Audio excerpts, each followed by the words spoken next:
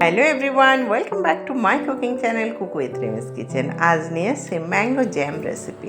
একদম দোকানের মতো জ্যাম রেসিপি, দুর্দান্ত টেস্টের একটা রেসিপি। আমরা মূলত এই রেসিপিগুলো কিভাবে বানাই অনেক সময় মাথায় আসে না, তো কি অ্যামেজিং একটা রেসিপি আমি দেখিয়েছি। দেখুন, সত্যি ভীষণ সুন্দর, ভীষণ টেস্টি। আর এই ধরনের রেসিপি একবার বানানো শিখে গেলে আর কিনে খেতে ইচ্ছা হবেই না।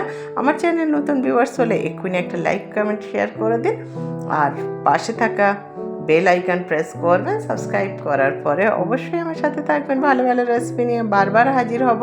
তো চলুন দেখে নিই আমি এই ম্যাঙ্গো জ্যাম রেসিপি কিভাবে বানাচ্ছি। খুব ইজি রেসিপি। ওই যে বললাম না, অনেক সময় আমাদের মাথায় আসে না যে কিভাবে এটা হয়। আমি এই ম্যাঙ্গো জ্যাম রেসিপি বানানোর জন্যে এখানে আমি কাঁচা আম রাফলি কেটে নিয়ে আমার কিন্তু এখানে আমটার প্রয়োজন নেই। আপনারা এই আমটা দিয়ে আচার, আমের বিভিন্ন পদ আপনি বানিয়ে নিতে পারেন। তবে আমার শুধুমাত্র জলটার, একদম খাট্টা জলটার আমার প্রয়োজন। এখানে আমটা একদম সিদ্ধ হতে হবে অবশ্যই, তবে কিন্তু দারুণ একটা ফ্লেভারের আমি জলটা পেয়ে যাব। আমার সেই টক আমের স্বাদে ভরা একটা টক জলটাই চাই, আমটা নয়। আমার আমটা একদমই গলে গেছে। এখানে আমি আমটাকে আলাদা করে নিচ্ছি। গলে গেলে খাট্টা পানটা বেশি হয়, তো গন্ধটাও ভীষণ সুন্দর হয়, তার জন্য ফুল গলিয়ে নিয়েছি। আর এই আমটা দিয়ে আমি অন্য আচার বানিয়ে রেখে নেব। তো আমি এই জলটা আলাদা করে নিচ্ছি। এইভাবে সেকে আমি আলাদা করে নিয়েছি। আমটাকে আচার বানানোর জন্য সাইড করে দিচ্ছি। আর আমি শুধুমাত্র এখানে জলটা ব্যবহার করব জ্যাম বানানোর জন্যে। আমার চ্যানেলে প্রচুর রেসিপি আছে, আমের তো প্রচুর রেসিপি আছে, অবশ্যই গিয়ে দেখবেন। ভালো লাগলে একটা লাইক কমেন্ট করে আসবেন, অবশ্যই সাবস্ক্রাইব করবেন, আমাকে এনকারেজ করবেন, তাহলে ভালো ভালো রেসিপি নিয়ে বারবার হাজির হব।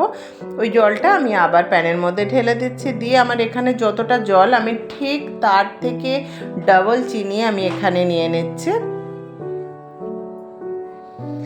যারা একটু টক বেশি খেতে পছন্দ করেন, যে একটু টক থাক, তো সেক্ষেত্রে ডাবল চিনির দরকার নেই, চিনিটা একটু কম দিলেই হবে।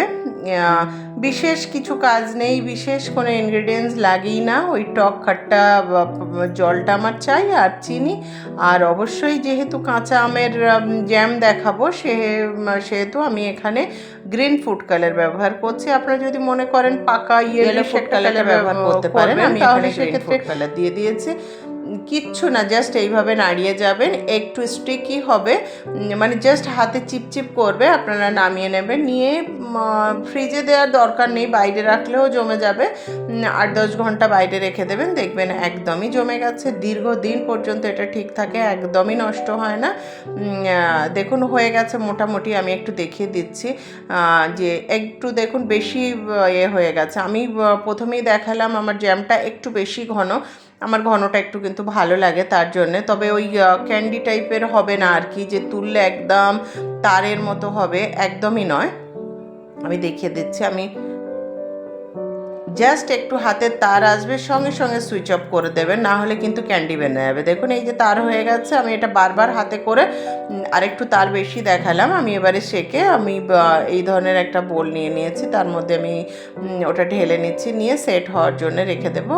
ওই 8-10 ঘন্টা রেখে দিলেই অ্যাকচুয়ালি সেট হয়ে যাবে।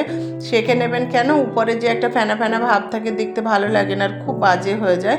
আমি 12 ঘন্টার জন্য এটা ঢাকা দিয়ে রেখে দিচ্ছি। 12 ঘন্টা বাদে ফিরে এসেছি।